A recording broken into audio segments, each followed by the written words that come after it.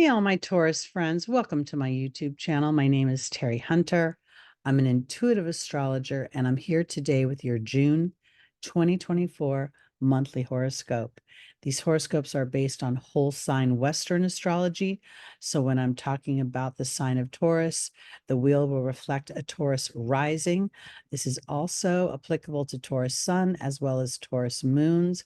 I personally think the moon is the most important sign of our natal chart because it reflects our emotional body, and our emotional body dictates what we think and how we feel and how we act. So if you are a Taurus moon, this is applicable to you. If you have 3 or more personal planets in the sign of Taurus, that's the sun, the moon, Mercury, Venus, or Mars, this video would be applicable to you as well. The times and the days that I refer are based on the Pacific time zone. And let's just jump right in because the month starts off with a really favorable energies. You can see we've got these nice blue lines everywhere. We've got the South Node in the sign of Libra, sort of your sister sign because you're both ruled by Venus. And up here in your second house, we see Jupiter that will be there for the next year. Venus here making this favorable aspect, and the sun. This feels like it's an opportunity to very much expand Taurus's house of possessions. It's house of using your skills, using your voice, and Gemini rules speaking to create more wealth and abundance and flow for yourself. We see this beautiful, favorable sextiles here to Neptune. Jupiter's making a nice sextile to Neptune. We see Venus and the Sun are starting a beautiful sextile to Saturn. And maybe the only challenging area might be Chiron conjunct Mars. But we've been feeling that for a while. For the last couple of weeks, they've been doing this sort of dance. And this is where Mars has been tasked with deciding whether he's going to just remain angry and resentful of the wounds that sit behind him. This is your 12th house of Aries, the house of the unconscious, the house of self-undoing, the house of feeling invisible. So here, this is a real opportunity to transform that into a gift. Chiron offers a gift through the wound. So this conversation has been tasking Mars to revisit how much it wants to bring the past into the present. So now we see this expansive opportunity here with Jupiter and Venus to be aware of your thoughts, to be aware of your self-talk. So this is great. I also want to point out that Jupiter is making a beautiful aspect to Pluto retrograde. Pluto is in your 10th house of career, public image, status, authority. It can represent also the primary public parental figure for you. And this Pluto retrograde making a trine to Jupiter direct makes me feel as if there's an awareness of something that has imprinted me that potentially I have no more power to change. There's no more chewing on it. There's no more reviewing it. There's no more thinking about it. That's going to change how I have already processed it. So this is where I get to turn that into something favorable. And that's where it feels like it turns into an instinct. You know, Taurus is an earth sign, and animals of the earth are very instinctual. And I think Taurus can be very intuitive when it isn't caught up in the history of what it's experienced. So this is a really powerful way to start the month. Let's go to the 3rd. Mercury will enter its rulership in your 2nd house. This feels really nice to me. I mean, when we see Jupiter, I should have mentioned this earlier, Jupiter is in detriment in Gemini, which means it's in the farthest sign away from its home. But Jupiter is naturally a foreign traveler. So here, while it may not be comfortable, it is willing to be curious, to look at the big picture of what happens in everyday thought and how the mind can rule things unconsciously, meaning that we get into our habits of things. Mercury can very much represent the habits of our daily life. So as Mercury enters your second house of possessions, of your skills, of your personal history, could potentially even have you revisiting your feelings about your siblings and how you interacted with them as a child and how that imprinted you. You could also see yourself potentially starting business with a sibling, or talking about things with a sibling. Again, we see this trine that's bringing up some old stuff. Pluto's retrograde. We're looking at power and control that others have over us, what our fears have in a way of holding us back, and potentially how our angers and our resentments have contributed to that. We see that square starting with Mars to Pluto, which will get more intense as June moves forward. But the intensity is offering authenticity and bravery. So I think that's important.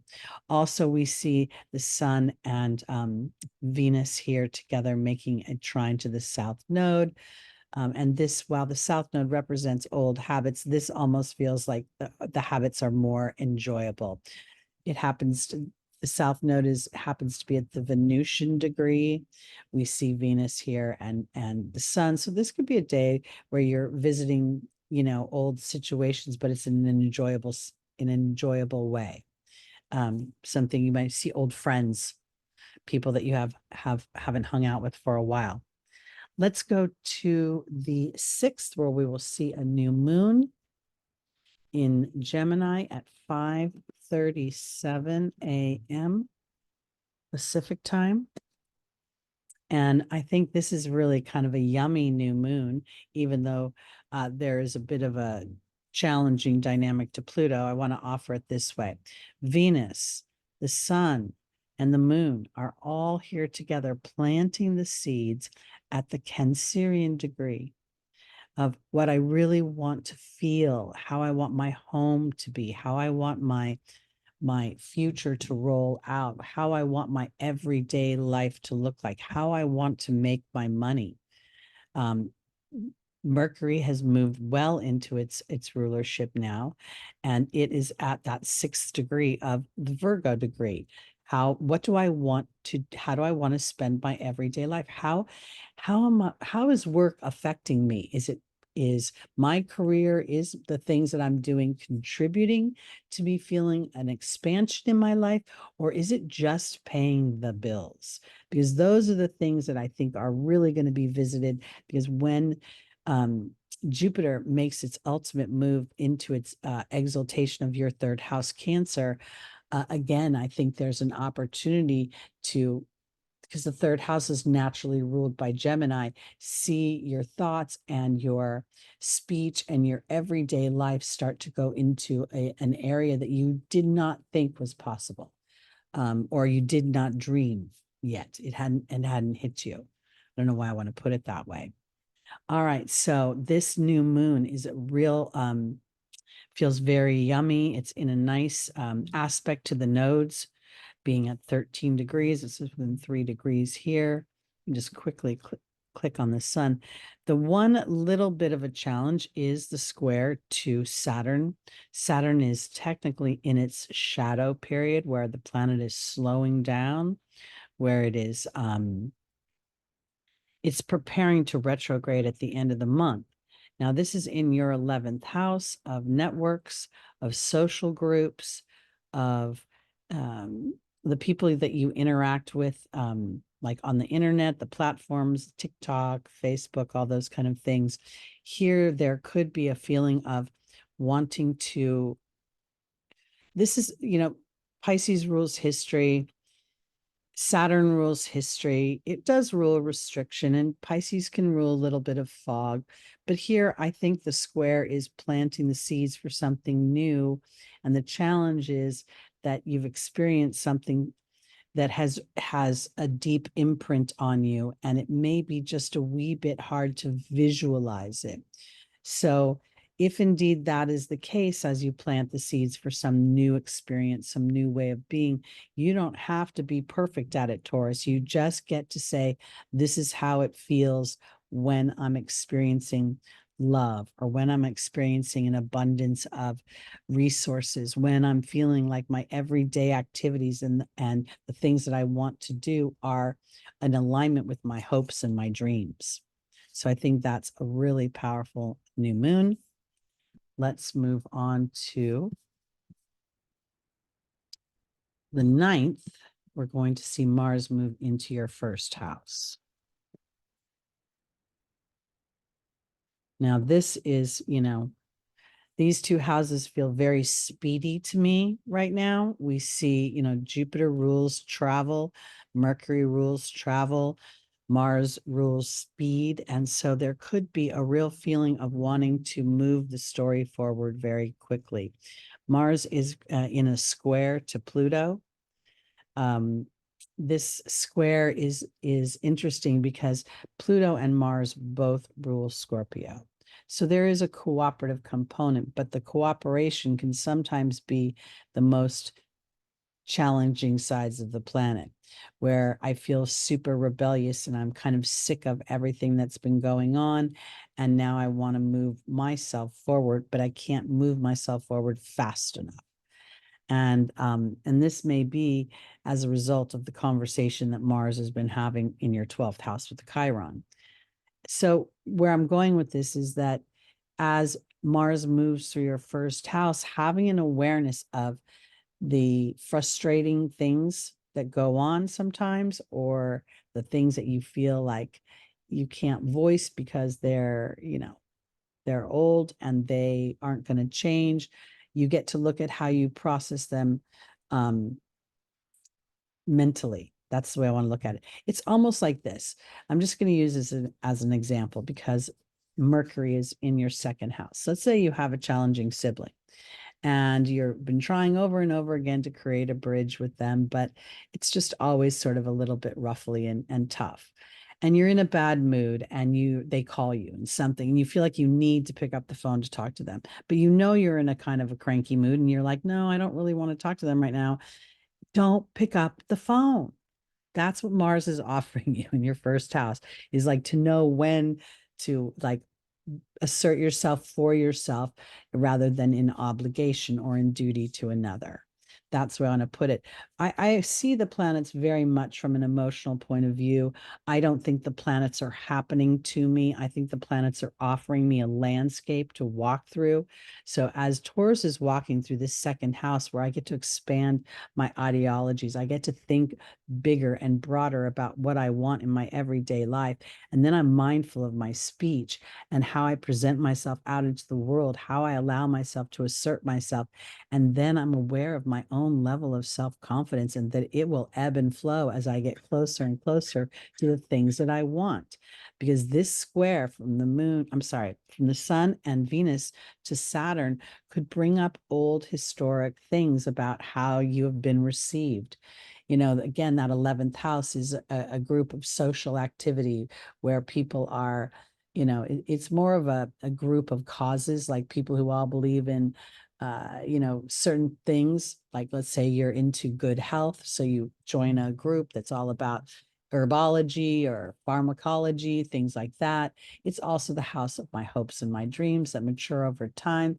And while Taurus is very able to pace themselves to plow the fields of their dreams, they will get silently frustrated, and in many ways they will hold that in, and that's not a good outlet either. So I think it's important to on this particular, at this time, this mid part of June, to be aware that if old things crop up, that only presents an opportunity to process them and to speak of them and to think of them in a new way. All right, let's go over to the 12th. Is here we're going to see this conjunction between Mercury and Venus and Mars last for a few days. And I feel like this is really a favorable time even though there's the square to Saturn, it's like, as I have this awareness about it, I think, okay, this is an opportunity to break a cycle. This is an opportunity to start a new foundation. This is an opportunity to see where my fears stop me or where they allow me to move forward. And again, this is not about trying to rewrite your history. It's just an awareness that starts a new point of attraction, a new focus. It's kind of fun to think of the twins. You know, maybe you've been looking on one side and now you get to look on the other side. That would be what Saturn has to offer. How much are you hanging in or holding yourself back from your own creativity, your own the poetry within your life, and allowing yourself to truly birth that in a way that gives roots to your hopes and your dreams. On the 17th, we are going to see Mercury and Venus move into Cancer. And this is going to be kind of, while there's a little bit of a challenge with Pluto here in a quincunx, overall, I think this energy is pretty warm and fuzzy. Cancer is your third house of natural house of Gemini. So again, we're having this thinking about the things that nurture me, that make me feel balanced and healed, the things that make me feel loved and wanted and appreciated. So I think that's pretty powerful. We do see an interesting here. The moon's going to move very quickly, but here's the moon in Scorpio that's making an exact opposition to Mars transiting your first house. Now, while this is a very fast transit, it is going through your seventh house of partnerships. So be mindful around this time, you know, with this Venus and Mercury moving into Cancer, there could potentially be, you know, memories of childhood where you felt nurtured or did not feel nurtured. This would be the quincunx to Pluto. And what potentially was missing that you would like to experience now or experience moving forward. And just being aware a little bit of that, there could be a tendency to just be even more frustrated this particular day than you might be surprised at your frustration. It might be like, it might come a little bit out of nowhere, but at the same time, forewarned is forearmed. This opposition to the moon and then the square to Pluto makes me, and then look, this Pluto is squaring the moon here. So this is a pretty tense, and this is going to grow. This is a day where you could potentially just feel super, super frustrated, and, you know, being mindful of those that exasperate your frustration or those that actually calm you down. This is again discernment, and discernment between responsibility and whether the energy will be aligned when you perform or you walk into any sort of responsibility or obligation. Okay, let's move now to Sun entering Cancer and joining the party with Mercury and Venus. Oh, let's go to the 21st. There we go. Now this energy just feels just like summer fun to me. We just had the I believe the summer solstice is the 22nd. I should have looked that up beforehand. It is the 21st, actually. We are having our first of two full moons in Capricorn at 6:07 p.m. I'm going to move to that in just a minute, but I want to address the initial entry into the Cancer energy, because what I didn't mention was this opposition. It's looking like a quincunx right now because Jupiter is retrograding, but it's retrograding back into Capricorn, and that will continue to create tension in this energy, even as the planets move away. So in your third house, there could potentially be a little bit of a revisit of how your home experience, your nurturing as a child, affected your self-worth and your confidence, and potentially even your ability to nurture yourself. You might be overly focused on making sure there's enough security for everyone. Everyone you love, everyone who's important to you. Let's move to the full moon. This is pretty significant because the moon cycle is going to revert back to its natural rhythm. We've been experiencing full moons in the beginning of the month and new moons in the second half of the month. And that happened when we had two, I think it was full moons in Aries last year. I might be wrong. They may have been new moons. But here, what we're seeing is the first of two full moons in Capricorn. And this is very powerful for me because it is really about that old story, about that structure, about how I allow myself to birth the bigger part of me. And it's about how I interact with my divine beliefs and my divine connection, my team. We see that while the full moon is always the sun and the moon in an opposition, the focal point here is Neptune. And am I escaping, or am I using the divine laws of the universe and my own connection to my spiritual beliefs to anchor what I want in, to anchor in any illuminations that come my way are here to serve me, not to pull me under. It's really a powerful time because this sextile between Neptune and Pluto is going to go on for the next 10 years and plus. And I really believe that as they change signs, meaning Neptune moves into Aries and Pluto moves into Aquarius permanently, we are really going to see a division between those that are applying the divine laws and their awarenesses and understanding that any divots, any challenges, any hills you climb, they're there to strengthen you, to build a muscle and that muscle is your muscle of awareness, and how that contrast is part of the whole feelings of achievement and accomplishment. So I think that's super important. So let me just click on the moon real quick. We see the moon making the square here to Neptune. So there's this fight between an emotional awareness, maybe even having to do with my fears and how I've been trying to escape my fears. It is not lost on me that the first degree of the full moon and the 29 reducing down to an 11 has a lot to do with thoughts. And then there's this primary activity going on in your second house of Gemini, thoughts, speech, how I interact there.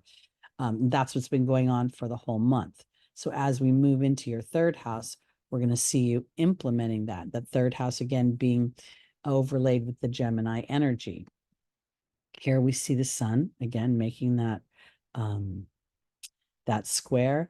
And here is where we see the blind side of the quincunx, where there could be an awareness that how you want to project yourself in the outside world doesn't necessarily mirror how you feel about yourself on the interior. And yet at the same time, as you strive to move forward and allow yourself the growth and the evolution of your awareness, that will bring more flow and abundance into your life and your life experience. Okay. Let's go on to the 26th. And here we see the planets have distributed just a wee bit more. It's interesting because when the planets are in conjunction with one another and traveling so closely together, they tend to blur their energies. Here we're getting a little bit more of a feeling of traveling with intention, is the way I want to say it. Saturn again is just about to go retrograde. It will go retrograde when it hits 19 degrees, 26 minutes on the 29th. We see that Neptune is here in the very final degrees, the very powerful on the world axis degrees of Pisces. The 0 degree of Aries is that on the world axis. It's that whoosh of new energy. Now, while Neptune doesn't move into Aries, this hovering on this line is very powerful for us all. It's an awareness of the brave knight within. And this is this is going to happen in your 12th house. So this is going to be a real opportunity to stand in awareness for yourself and awareness of the unconscious wounds that have held you back. Here's Mars traveling in your first house. It's going to meet up next month with Uranus. That should be too exciting something or other will go on. And we see Jupiter's all by its little lonesome over here. And this is kind of an interesting feeling because now this is really about implementing balance between my big thoughts and my everyday thoughts. There's that Libra degree right here. And let's go on to Saturn, moving retrograde on the 29th. And this is making a favorable aspect to Venus. And I want to offer this. Back in March, Venus and Saturn had quite a long conversation about putting structure into the physical world that was supporting your skills, supporting your growth, your expansion. And here, I think we're going to revisit some of those structures, look at them again. And while we see Saturn and Mars making a sextile, this again, I have this way of thinking about things where, to me, we are stretching and we are seeing the planets evolving into an awareness of their higher vibrations. And as humans, souls having a human experience, we too are doing the same thing. So now our history, the structures that we are willing to pace in, we're willing to nurture over time, are starting to be rooted. And that's why this feels so favorable to me. Saturn's retrograde feels as if it's going to revisit some concepts. It's going to speak to a bigger picture of how I implement those concepts, how I feel at home, how I nurture myself, the female energy, my reception energy, receiving energy, and how I implement my energy, how I assert my energy. It's very much like wax on, wax off for me, my little Karate Kid reference. So I think that this is going to be a powerful time for the anchoring in, the mental awareness, the mental activity. Things can feel very fast as well. You know, Taurus likes to pace itself. It likes to move slowly so it can trust the landscape as it moves. And there could be a little bit of an unsettling if indeed you get such a yummy and warm reception here in your second house. You may find that things move faster than you wanted them to, like almost like having a video go viral or something where one day you feel like you're in obscurity and the next day you're like on the front page. That's a bit of an exaggeration. Not everyone will experience that, but those that are aligned to their deeper truth, and that's part of their truth, could potentially very much experience that kind of transformation. All right, Taurus, that's it for the month of June 2024. I'll be back in July, and please join me if you like on Sunday mornings at 11 a.m. Pacific time, where we look at the week ahead's transits, and then we do a reading using both the tarot and the angel cards to get the angel's advice for traversing the week ahead's transits. Please like, please subscribe, please share, and have a fabulous June. See you soon.